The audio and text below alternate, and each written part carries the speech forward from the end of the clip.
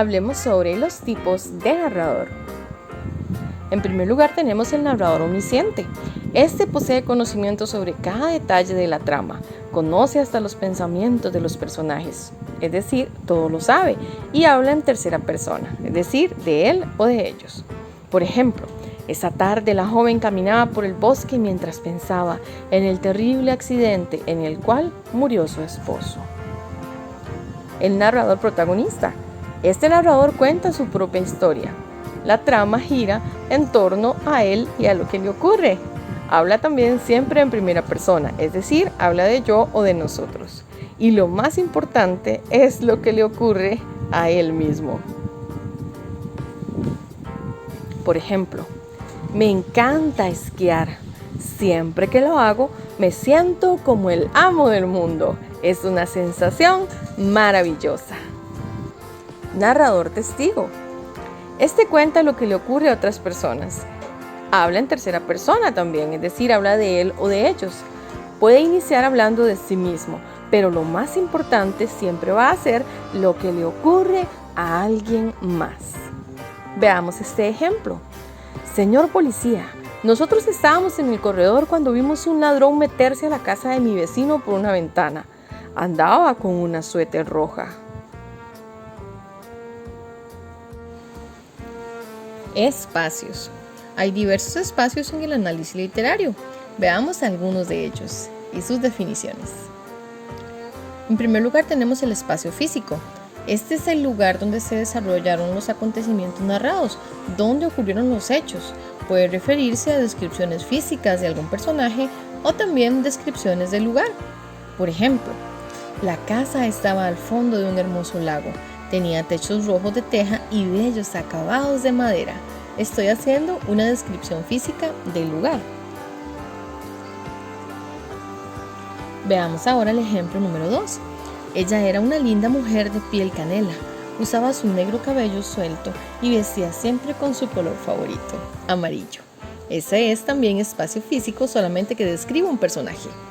El espacio psicológico se refiere a cómo se sienten los personajes en determinado momento según la situación por la que estén pasando. Cuenta, por supuesto, el mundo interior de los personajes y sus sentimientos. Por ejemplo, el hombre estaba desesperado, no sabía qué pensar ni cómo solucionar los problemas de su hogar. Sentía que se ahogaba en una espiral de desesperación. Tenemos también el espacio social. Este se refiere al tipo de clase social al que pertenecen los personajes, ya sea clase alta, media o baja. También, por supuesto, puede referirse a costumbres de las diversas sociedades. Un ejemplo sería, aún en medio de tanta pobreza, Juancito era un niño feliz. Trataba de ayudar a su familia haciendo mandados y cuidaba de su madrecita enferma con mucho amor. Tenemos también un espacio muy conocido, el espacio religioso. Este habla de todas las creencias de las personas y de sus personajes. Por ejemplo, María asistía a misa todos los domingos. No sabía si era por temor a las represalias de su madre o por miedo a arder en el infierno, pero lo hacía. Tenemos también el espacio económico. Este espacio se va a referir a los momentos en los cuales las narraciones mencionan solamente asuntos de dinero, cheques, monedas, billetes y mucho más.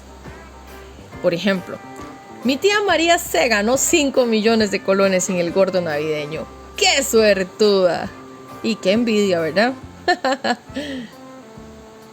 Hasta bota la plata. Tenemos el espacio político. En este se hace referencia a la mención de asuntos políticos en las narraciones, como por ejemplo campañas políticas, elecciones, discursos de diputados y más. El ejemplo que tenemos es, el presidente Alvarado se refirió a la pandemia como la peor crisis que había azotado el mundo en las últimas décadas. Ese es un ejemplo de espacio político. Tenemos el espacio jurídico que se diferencia del político porque hace referencia a las leyes que aparezcan en la narración o párrafos que describan algún tipo de ley o de su naturaleza. Esa es la diferencia entre el político y el jurídico. Por ejemplo, La jueza dictó sentencia con base en la Constitución Política de Costa Rica y se condenó al acusado a 20 años de prisión por homicidio culposo.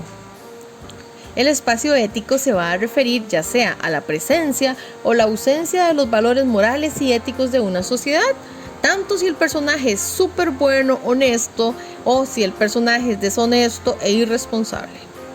Tenemos un primer ejemplo que dice: el señor Reyes tenía problemas con el alcohol muy graves y cada quincena se gastaba el dinero del pago en el bar del pueblo y su familia sufría por la falta de alimento en casa. Este es un ejemplo de falta de ética. Luego tenemos un ejemplo 2. El señor Reyes era un excelente padre. Cuidaba mucho a sus hijos y los fines de semana trabajaba de mensajero para poder cubrir los gastos de casa.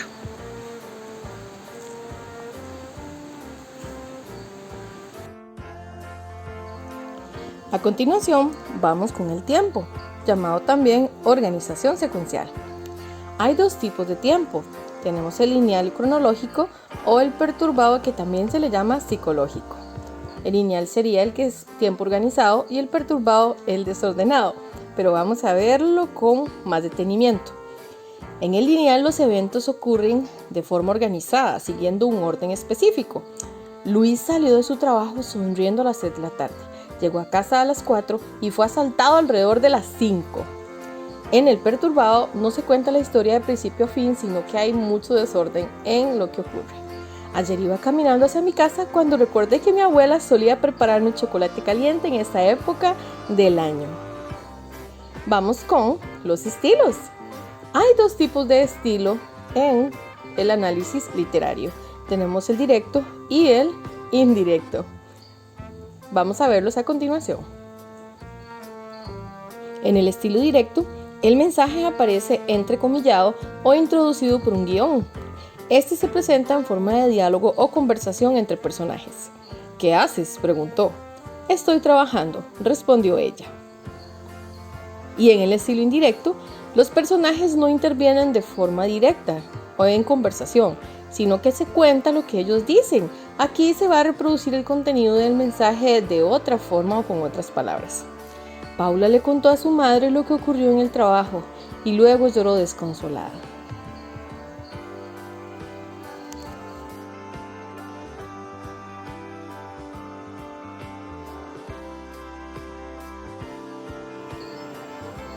Muy bien, para terminar tenemos los registros de habla, que vamos a ver a continuación. A estos también se le conocen como tipos de lenguaje y van a depender directamente de acuerdo con el habla de cada personaje y así su clasificación. A continuación tenemos el lenguaje culto. Este es el que tiene lenguaje con palabras difíciles de comprender. Por ejemplo, en la penumbra aguardó a que el cenit cubriera el cielo, es decir, el atardecer. Tenemos el lenguaje literario. Este utiliza figuras literarias y de construcción y suena como a poesía. Ella me amaba como el mar ama la arena. El técnico usa palabras específicas de su profesión o de su oficio. Por ejemplo, un profesor de matemáticas, un doctor, un mecánico que se me acerque y le diga: le tenemos que hacer una biopsia lo más pronto posible. Y uno se queda meditando en exactamente qué es una biopsia. El lenguaje coloquial usa frases y expresiones cotidianas que usamos todos en la actualidad. Hola abuela, tengo muchas ganas de verte, cuídate mucho por favor, un abrazo.